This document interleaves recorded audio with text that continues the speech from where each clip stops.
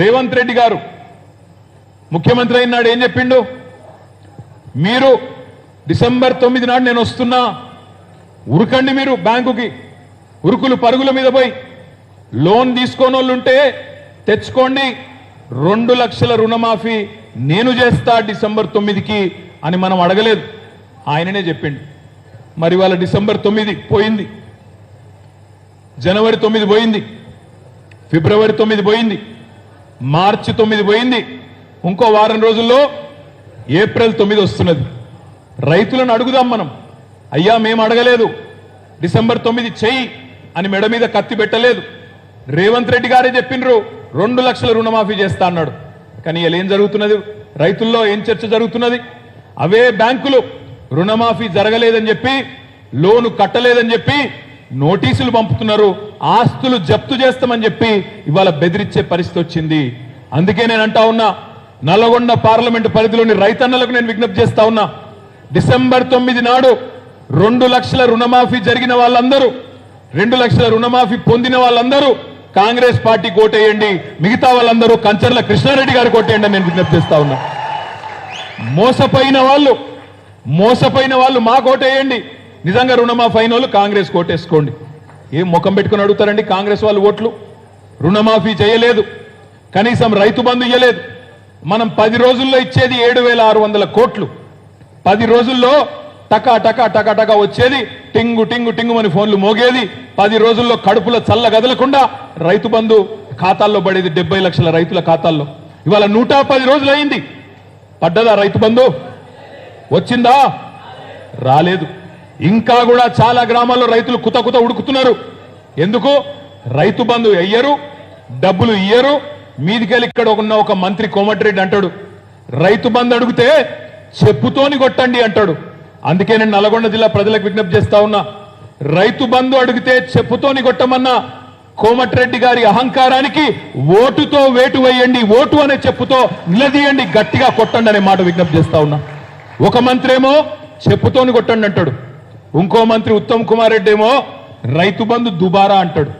కేసీఆర్ దుబారా చేసిండు, వేస్ట్ చేసిండు పైసలు, రైతు బంధు అంటున్నాడు. నేను అందుకే నల్గొండ జిల్లాలో ఉండే రైతన్నలకు విజ్ఞప్తి చేస్తా ఉన్నా, పార్లమెంట్ ఎన్నికల్లో ఓట్లు డబ్బాలో పడకముందే ఇంత అహంకారంగా మాట్లాడుతూ ఉన్నారే వీళ్ళు. రేపు నిజంగానే మళ్ళా మీరు ఓట్లేస్తే, వీళ్లకు పార్లమెంట్ లో కూడా ఓట్లేస్తే ఏమంటారు కాంగ్రెస్ నాయకులు? మేము రుణమాఫీ చేయకపోయినా, కరెంటు ఇయ్యకపోయినా, నీళ్లు ఇయ్యకపోయినా, పంటలు ఎండినా, కేఆర్ఎంబికి నాగార్జున సాగర్ ను అప్పజెప్పినా, కేంద్ర ప్రభుత్వం చేతిలో మా జుట్టును పెట్టినా, మా నల్గొండ రైతులు మాకే ఓటేసినరు కాబట్టి రైతు బంధు ఇయ్యకపోయినా పర్వాలేదు, రుణమాఫీ చేయకపోయినా పర్వాలేదు, మాకే గుద్దుతారు, మాతోనే ఉన్నారు అనే మాట వస్తుందా రాదా ఆలోచించండి. గ్రామ గ్రామాన మనం చెప్పవలసింది ఒకటే, నేను కృష్ణారెడ్డి గారిని కూడా కోరుతా ఉన్నా, చెప్పవలసింది ఒకటే, 2 లక్షల రుణమాఫీ కావాలి అంటే 10,000 కాదు 15,000 రైతు భరోసా ఇస్తానన్న మాట నిజం కావాలి అంటే, కింటాలకు 500 బోనస్ ఇస్తానన్న మాట రేపు ఏప్రిల్ 2 నుంచే అమలు కావాలి అంటే తప్పకుండా ఓటు వేయాల్సింది కారు గుర్తుకు కృష్ణారెడ్డి గారికి అనే మాట నేను విజ్ఞప్తి చేస్తా ఉన్నా.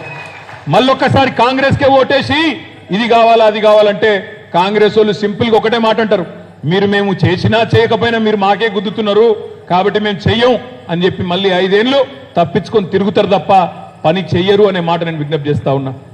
ఈ పార్లమెంట్ ఎన్నికలతో కాంగ్రెస్ ప్రభుత్వానికి ఏం కాదు, వాళ్ళు ఇంకొక మాట కూడా నేను విజ్ఞప్తి చేస్తా ఉన్నా. రేవంత్ రెడ్డి గారి మాటలు మీరు వింటున్నారు. ఆయన అంటాడు జేబులో కత్తెర పెట్టుకొని తిరుగుతున్నా. నాకు తెలియక అడుగుతా, జేబులో కత్తెర పెట్టుకొని ఎవడు తిరుగుతాడు? అయ్యా రేవంత్ రెడ్డి గారు జేబులో కత్తెరలు పెట్టుకొని జేబు దొంగలు తిరుగుతారు నాయన, ముఖ్యమంత్రులు తిరగరు. అయినా నాకు తెలియక అడుగుతా ఉన్నా, ఆ జేబులో కత్తెర కొద్దిగా అటు ఇటు అయితే డేంజరా కాదా? జాగ్రత్త రేవంత్ రెడ్డి గారు, జాగ్రత్త. కొద్దిగా జేబులో కత్తెర పెట్టుకొని తిరుగుతున్నా. ఆయన ఏమంటాడు ఇంకోటి, పేగులు కట్ చేసి మెడలు వేసుకుంటాడట. పేగులు కట్ చేసి మెడలు వేసుకుంటే ఏందన్న నాకు అర్థం కాదు. ముఖ్యమంత్రి చేసే పనే అది. బోటి కొట్టేటోడు చేస్తాడు ఆ పని, ముఖ్యమంత్రి చేస్తాడా? మెడలో పేగులు వేసుకొని తిరగడం. ఇంకొక మాట అంటున్నాడు రేవంత్ రెడ్డి గారు, నేను లంకె బిందెలు ఉంటాయి అనుకొని వచ్చినా, ఇక్కడ ఖాళీ కుండలు ఉన్నాయి అంటున్నాడు. లంకె బిందెల కోసం గడ్డపారలు పట్టుకొని తట్టపారలు పట్టుకొని నెత్తి మీద తువ్వాల కప్పుకొని అర్ధరాత్రి ఎవరు తిరుగుతారన్నా? ఇక మరి ఈయన ఏం చేస్తుండనో ఇదివరకు నాకు తెలియదు, కానీ నేను అనేదల్లా ఒకటే, ముఖ్యమంత్రులు చేయాల్సిన పని ఇది కాదు. అయ్యా రేవంత్ రెడ్డి గారు, మానవ బాంబులైతాం, ప్రభుత్వాన్ని పడగొట్టే ప్రయత్నం చేస్తే నా కొడకల్లారా అంటున్నావు. నీ ప్రభుత్వాన్ని పడగొట్టాలన్న ఆలోచన మాకేమీ లేదు. డేంజరు మాతో లేదు, టీఆర్ఎస్తో లేదు, నీకు బీఆర్ఎస్తో లేదు. డేంజరు ఇక్కడున్న నల్గొండ బాంబుతోని అక్కడున్న ఖమ్మం బాంబుతోనే ఉంది, మాతోనేం డేంజర్ లేదు నీకు.